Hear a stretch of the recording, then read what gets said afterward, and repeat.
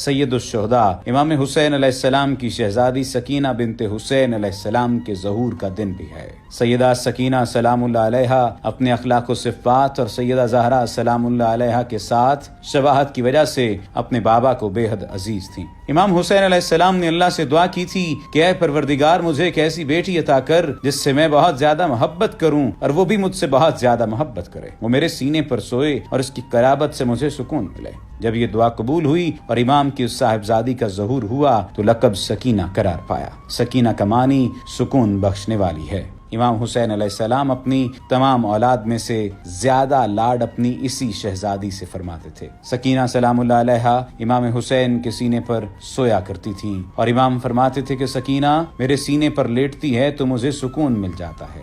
امام اپنی صاحبزادی کو خیر النساء کہہ کر بھی پکارا کرتے تھے، جو دراصل سیدہ کائنات فاطمۃ الزہرا سلام اللہ علیہا کا لقب ہے۔ دراصل جناب سکینہ امام حسین علیہ السلام کی اولاد میں سے سیدہ کائنات سلام اللہ علیہا کے ساتھ سب سے زیادہ شباہت رکھتی تھیں۔ یہی وجہ ہے کہ مدینہ میں موجود بزرگ مومن اصحاب بھی جناب سکینہ سلام اللہ علیہا کو بہت عزیز رکھتے تھے۔ جناب سکینہ کی والدہ کو تاریخ جناب رباب سلام اللہ علیہا کے نام سے جانتی ہے۔ جناب سکینہ کے نانا امراء القیس بھی دوست داران اہل بیت میں سے تھے۔ امام حسین علیہ السلام جناب سکینہ کی والدہ اور اپنی زوجہ جناب رباب سلام اللہ علیہا سے بھی بہت زیادہ محبت کرتے تھے۔ امام کا یہ شعر اس پر دلالت کرتا ہے، مجھے تیری عمر کی قسم میں اس گھر سے محبت کرتا ہوں جس میں سکینہ اور رباب ہوں۔ ناظرین، سانحہ کربلا کے وقت حضرت سکینہ سلام اللہ علیہا کی عمر 4 سال سے بھی کم تھی، لیکن اس کم عمری میں بھی اس شہزادی نے کربلا کے دلخراش مناظر کو نہایت ہی صبر و حوصلے سے برداشت کیا۔